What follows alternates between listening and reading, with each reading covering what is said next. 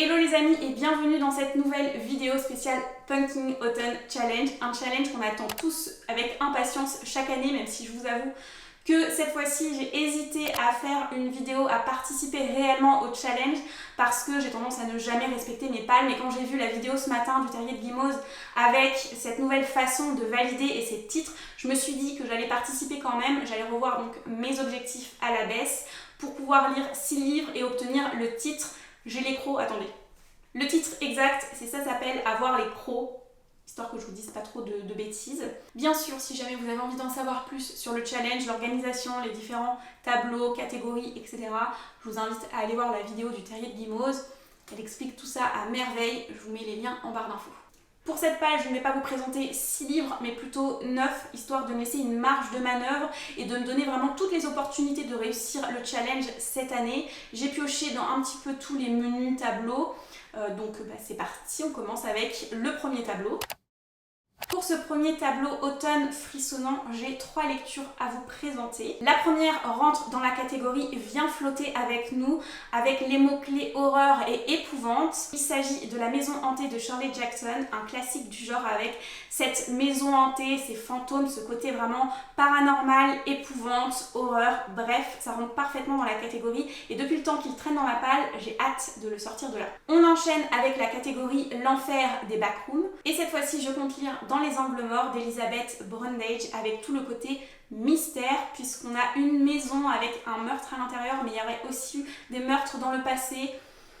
J'en sais pas beaucoup plus, j'ai envie de le découvrir au fil des pages et pourquoi pas après regarder l'adaptation. Le dernier du tableau rentre dans la catégorie Perfectly Splendid avec un Daphné du Maurier et Rebecca bien sûr, puisqu'ici il s'agit d'un manoir dans lequel va vivre Rebecca et je ne sais pas ce qui va se passer. J'ai pas envie d'en savoir plus, j'en entends que des bons retours. Pepper Palace, elle n'en dit que du bien. J'ai envie de lui faire confiance parce qu'en général c'est une valeur sûre, donc je compte lire enfin ce classique cette année. En tout cas, j'espère. Dans ce tableau automne douceur de vivre, je compte lire un livre où je sais qu'il y a une partie épistolaire à l'intérieur, donc il rentre parfaitement dans la catégorie Une poupée de souvenirs automatique à votre service. Il s'agit ni plus ni moins du roman de S.A. Yarmond, Le cœur singulier de Millie Davis, que j'ai très hâte de lire et qui traîne là encore depuis bien trop longtemps dans ma pile à lire.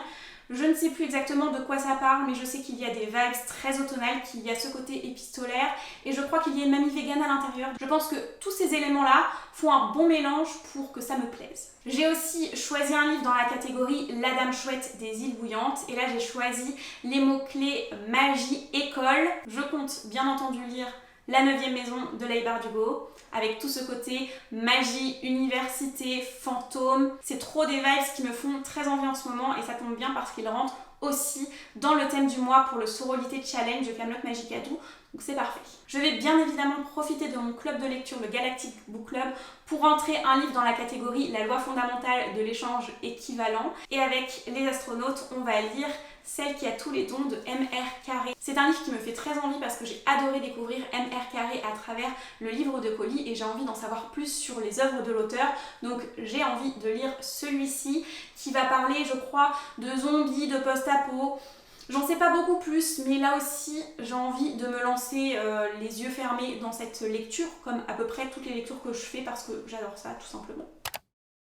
On passe au tableau suivant avec Automne des bois et au-delà et on commence avec la catégorie La mélodie infernale de la corne de chasse pour les mots-clés monstres puisque je vais continuer une saga et je vais lire Lestat, le vampire, donc le tome 2 des chroniques des vampires de Anne Rice. On va suivre Lestat, ce personnage qu'on a déjà rencontré dans Entretien avec un vampire qui a plein de choses, je pense, à nous révéler. J'ai vraiment hâte de continuer. Je l'avais déjà commencé il y a plusieurs années de cela. J'avais bien aimé. Je sais pas pourquoi je me suis arrêtée. Je crois que j'avais perdu le livre. J'ai hâte de me replonger dans cette lecture et de réellement la finir. J'ai aussi sélectionné la catégorie Rocket Raccoon on the Run parce qu'il y a le mot expérimentation scientifique dedans et j'ai le livre parfait pour ça. Passage de Connie Willis où il est question d'expérimentation de mort imminente. Ce côté expérimentation expérimentation scientifique autour de la mort m'intrigue énormément, j'ai vraiment envie d'en savoir plus. Je me demande aussi s'il n'y a pas un petit côté horrifique dans ce livre, je verrai bien à ma lecture, mais en tout cas ça rentre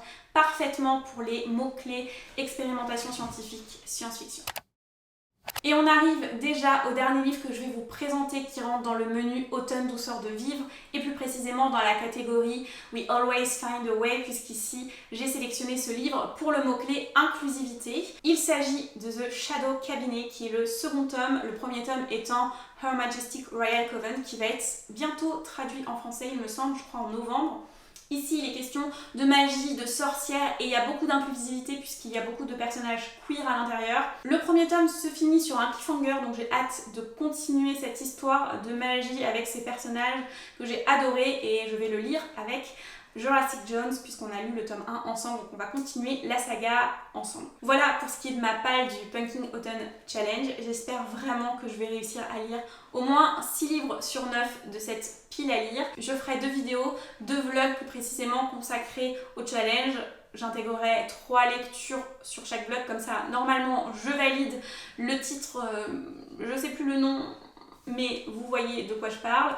Et moi j'ai hâte de voir toutes les vidéos sortir du Pumpkin Autumn Challenge, de toutes les vidéos pâles. J'adore les regarder, donc c'est sûr que je vais m'empresser de cliquer sur play dès que je vais en voir une.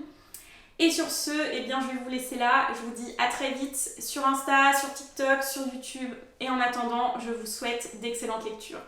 Salut!